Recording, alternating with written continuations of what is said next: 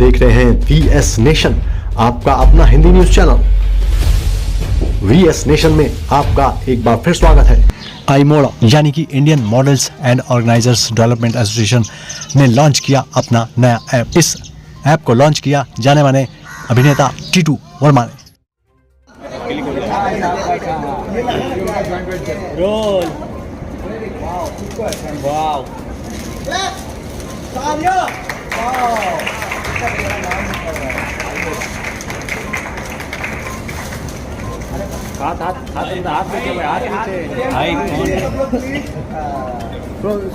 सबसे पहले तो आज इस इवेंट में आया तो उसके बारे में क्या कहना चाहेंगे सर? आईमोड़ा एक ऑर्गेनाइजेशन फाउंड हुआ है जो कि गवर्नमेंट की अंडरटेकिंग रजिस्टर्ड फर्म है। ये अपने आप में एक पोर्टल है जो कि मॉडल्स को, आर्टिस्ट को, मेकअप आर्टिस्ट को, कोरियोग्राफर्स को, सिनेमाटोग्राफर को एक प्लेटफॉर्म दे रही है ऑल ओवर इंडिया में। इस पोर्टल पे आप अपने आप को रजिस्टर करते हैं तो आपके पास इनके थ्रू जो भी काम आएगा ऑल ओवर इंडिया, तो आपको एक तरह से एक प्लेटफॉर्म मिलता है। आपको जगह जगह नहीं जाना पड़ेगा, आपको एक ही कहते हैं ना अम्ब्रेला वर्क, एक छत के नीचे चार काम होना, तो इट्स गुड। आपने एज ए आर्टिस्ट अपना स्ट्रगल किया, काम किया और अच्छी पहचान बना रहे हैं, तो ऐसे में एक मॉडल की संस्था, मॉडल के एसोसिएशन से कैसे जुड़ना हुआ? इन्होंने मुझे कुछ दिन पहले अप्रोच किया था एज ए मुख्य अतिथि चीफ गेस्ट ग्रुप में, तो मैंने हाँ कर लिया क्योंकि शुरुआत है इन लोगों की। इन्होंने अपनी कुछ चीज़ें मुझे भेजी थी, मैंने रीड आउट किया, ऑनलाइन भी देखा, तो मुझे लगा कि ऑथेंटिक है, जेन्युइन लोग हैं और जुड़ना चाहिए। मॉडलिंग मैं एज ए आर्टिस्ट, अभिनेता के तौर पे इन चीज़ों को देखता हूँ क्योंकि इन्होंने आर्टिस्टों के लिए भी एक इसमें एक जगह रखी कि कलाकार लोग भी अपने आप को रजिस्टर कर सकते हैं जो परफॉर्मिंग एक्टर्स हैं या एक्ट्रेसेस हैं।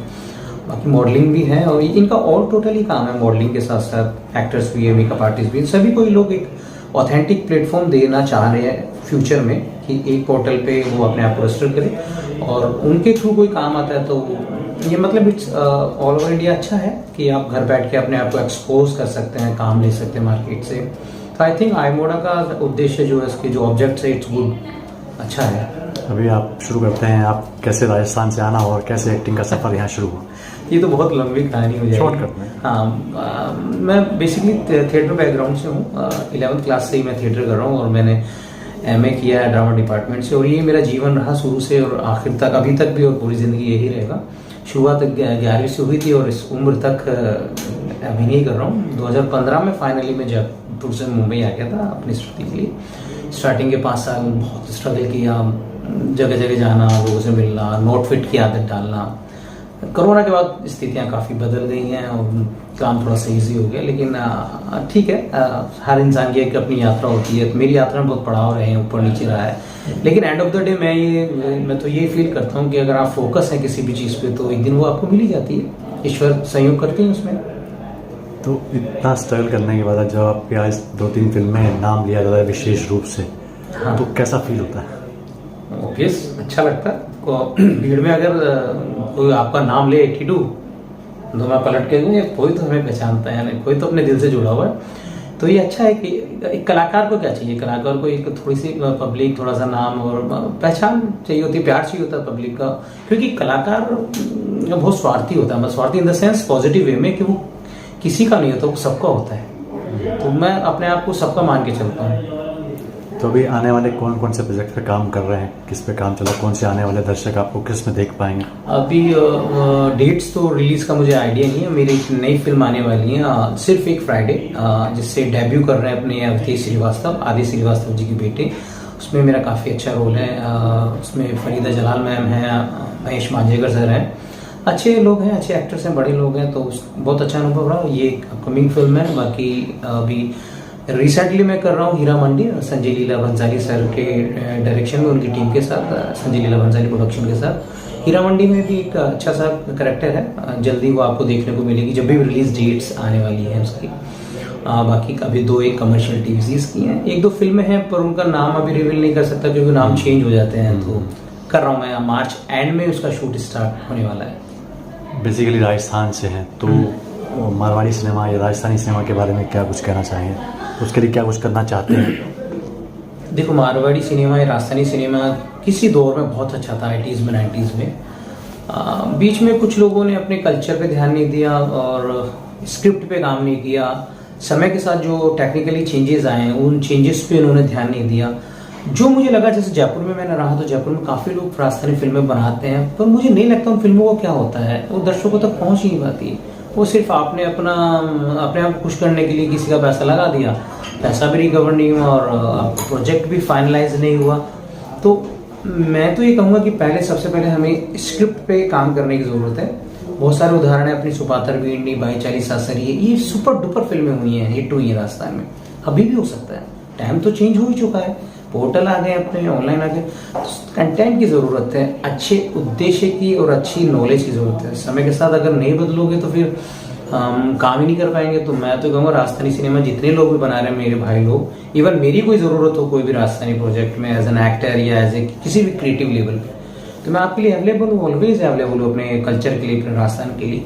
लेकिन लोगों में भी तो वो मोटिवेशन होना चाहिए कि हमको कुछ अच्छा करना है, पैसे को छोड़ के कुछ क्रिएटिव करना है। जहाँ पैसा ही उद्देश्य आ जाता है तो फिर क्रिएटिविटी कहीं दूर रह जाती है, मेरा मानना है। अक्सर कलाकारों को अपने घर से बहुत प्रॉब्लम होती है, घर वाले मतलब नहीं चाहते कि ये स्ट्रगल कर रहा है, पता नहीं क्या कर रहा है, टाइम पास कर रहा है, तो वैसा आपको फेस करना पड़ा क्या? हाँ, स्टार्टिंग में जब स्कूल टाइम था तो मम्मी पापा बोलते थे ठीक है शो के कर रहा है। जब देखा कि यार फर्स्ट ईयर सेकंड ईयर तक यही कर रहा है तो कहते हैं कि यार ये नौटंकी से जीवन थोड़ी चलने वाला है। पापा कहते थे कि गवर्नमेंट की तैयारी करो, तो फिर मैंने कहा नहीं पापा, मैं इसी से कुछ ऐसा करूँगा कि आप लोग भी कहोगे नहीं बेटा अब यही करो। राजस्थान में तो सब गवर्नमेंट की तैयारी करते हैं। हाँ, वो मुझसे मेरे शुरू से, मैं शायद 11th या 12th में क्लियर हो गया था अपने दिमाग से कि मैं किसी की नौकरी नहीं कर पाऊंगा। तो थिएटर में आया, फिर उसके बाद में 2001 में हमने एक ऑर्गेनाइजेशन रजिस्टर्ड किया गूंज के नाम से, उसमें खूब थिएटर किया। और पे किया थिएटर? जयपुर में थिएटर मैंने किया खूब। ऐसे तो शोज मैंने ऑल ओवर इंडिया में किए, राजस्थान के अलावा आउट ऑफ राजस्थान भी गए हम, दिल्ली गए, गोवा गए, कलकत्ता गए, शोज खूब गए, बिहार में भी हमने शोज किए हैं। तो उस गूंज ग्रुप बनाने के बाद हम लोगों ने प्रोफेशनली थिएटर शुरू किया और अपना खर्चा चलाने के लिए गवर्नमेंट से हम प्रोजेक्ट लेने लगे नुक्कड़ नाटकों के। तो वो परफॉर्म करते थे, उसके हमको पैसा मिलता था, उससे हमारी पढ़ाई भी चलती थी और ग्रुप में भी थोड़ा बहुत पैसा डिस्ट्रीब्यूट होने लगा था। तो फाइनेंशियली चीज़ें बदलने लगी और फिर अच्छा काम करने लगे तो पेपर में न्यूज़ेज आने लगी। फोटो तो घर वालों को लगा कुछ तो कर रहा है यार, फोटो आती है इसकी, हमारे किसी पूरे कॉलोनी में किसी की नहीं आती, इसकी फोटो आ जाती है। तो स्ट्रगल तो था, फोटो से कुछ पेट थोड़ी भरता है, मेहनत तो करनी पड़ती है। तो बॉम्बे में थिएटर कर रहे हैं कुछ ऐसा? नहीं है बॉम्बे में, टू बी फ्रैंक, मैं सिर्फ इस शहर में अभी कैमरे के काम के लिए ही आया हूँ।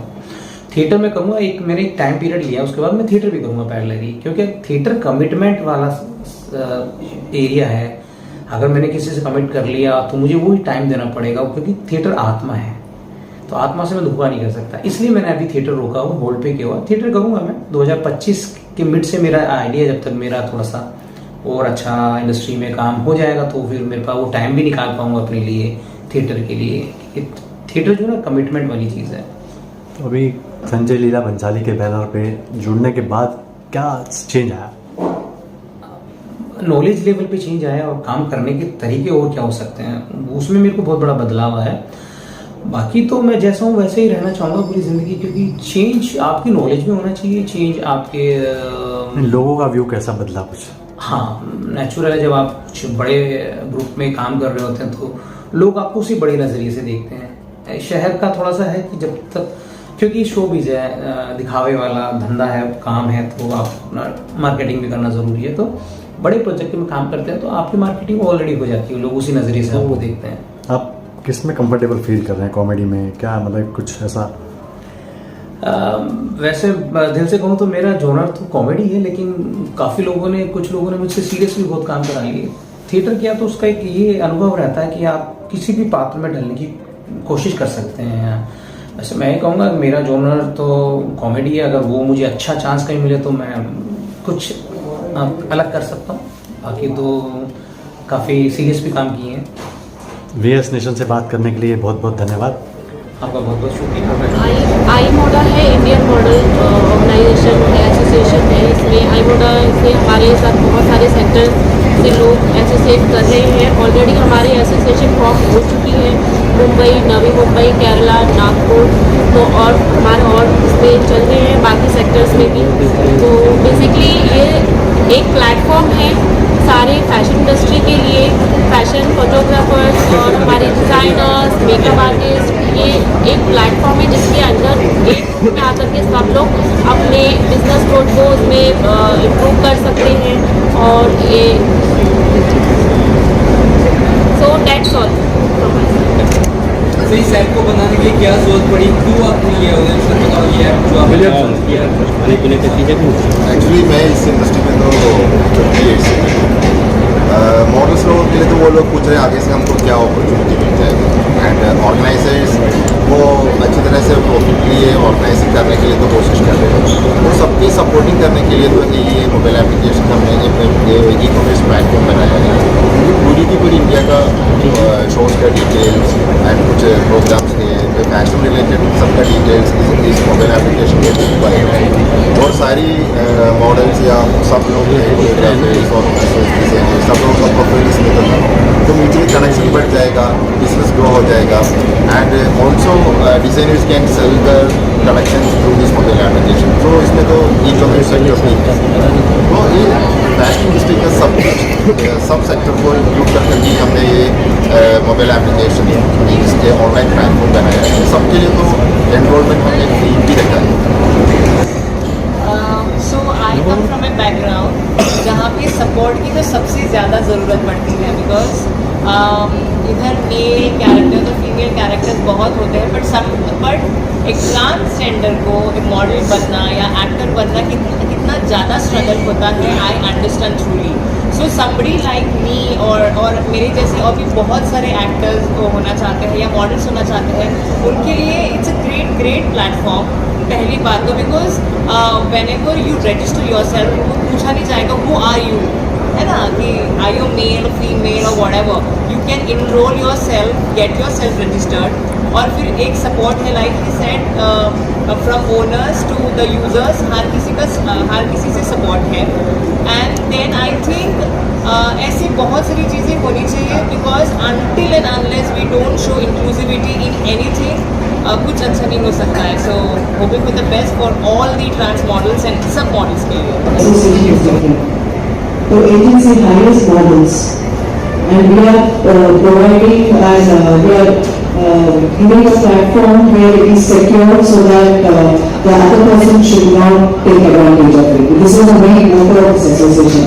So only models or makeup artists who don't know, they should not feel कि एक taboo है fashion industry को लेके कि whether it is safe or not.